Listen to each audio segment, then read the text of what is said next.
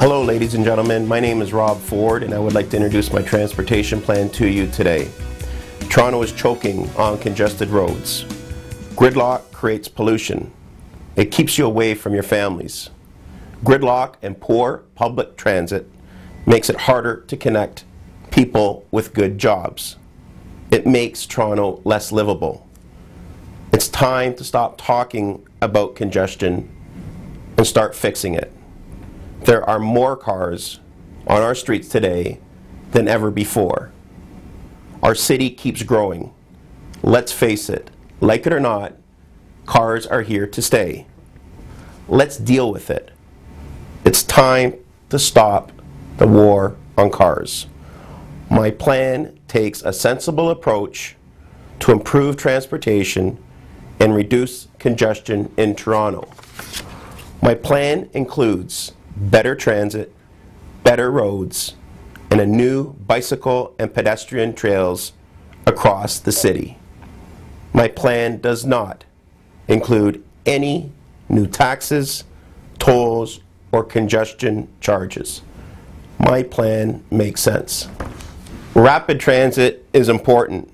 With it, you can live in one part of the city and get a good paying job in the other.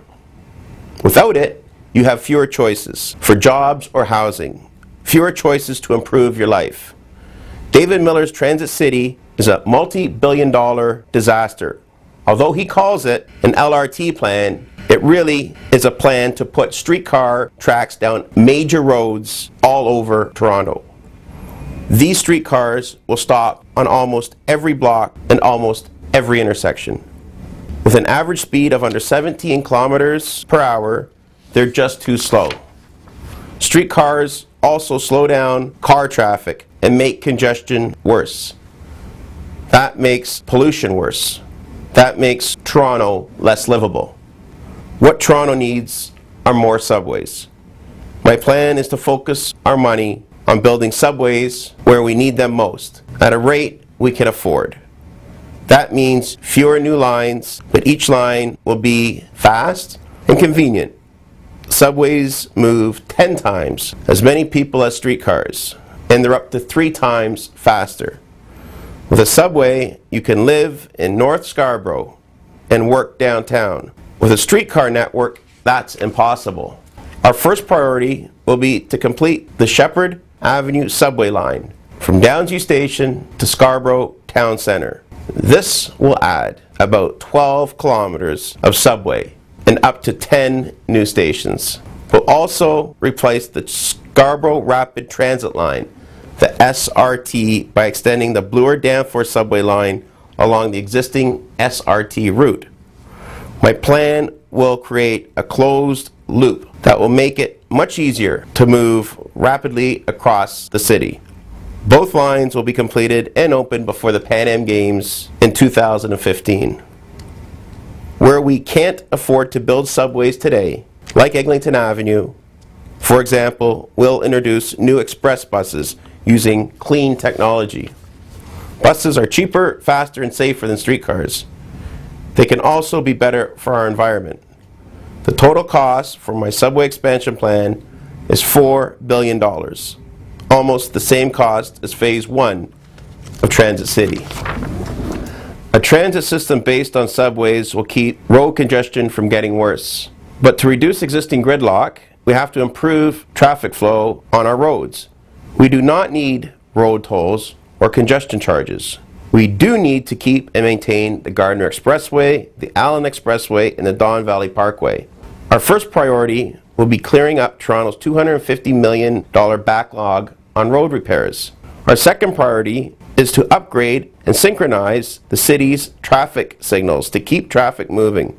That will cost about $50 million. Our third priority will be to invest up to $400 million to connect some of our disjointed arterial roads and improve traffic flow. We'll also take a number of simple actions to improve traffic flow that don't cost a lot of money. They just make sense. We'll make parking rules easier to understand by simplifying parking signs by introducing color-coded curb painting. If the curb is red, you can't park there. If it's green, park and pay. If it is yellow, read the signs. We'll do a better job managing road work to reduce traffic disruptions. We'll create more effective roadwork coordination center to coordinate all construction that impacts traffic. We'll require utility companies to make permanent road repairs after digging up the streets. The total cost for my road improvement plan is about $700 million. Toronto cyclists and pedestrians deserve safe and enjoyable choices whether they are commuting to work or riding, running, or walking for recreation or pleasure. We'll build 100 kilometers of new, well-lit bicycle trails across the city in vacant green spaces, along ravines and river valleys and various rights of way. We'll extend the on-street bicycle lane network where it makes sense, where lanes can be added safely without increasing traffic congestion, and where the local community supports them. And we'll build an extensive network of pedestrian paths beside the bicycle trails.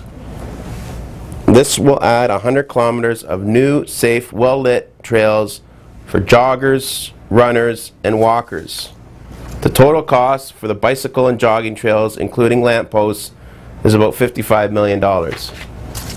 Our subway plan will cost $4 billion, and the province of Ontario has already committed $3.7 billion for Phase 1 of Transit City. We will work with the province to reallocate that money to our subway expansion. That leaves a gap of $300 million.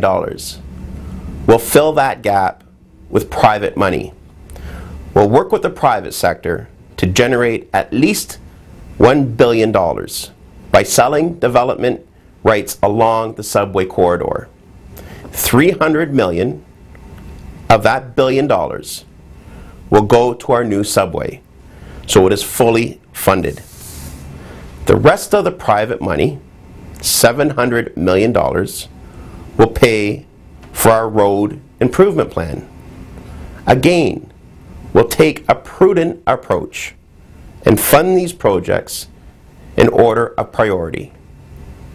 Our bike and pedestrian trail plan will be funded from the existing capital allocation for the Toronto Bike Plan. My plan is fully funded. No new taxes and no tolls. My transportation plan is sensible. It's affordable. It's realistic. It will be delivered before the Pan Am Games begin in 2015. Thank you.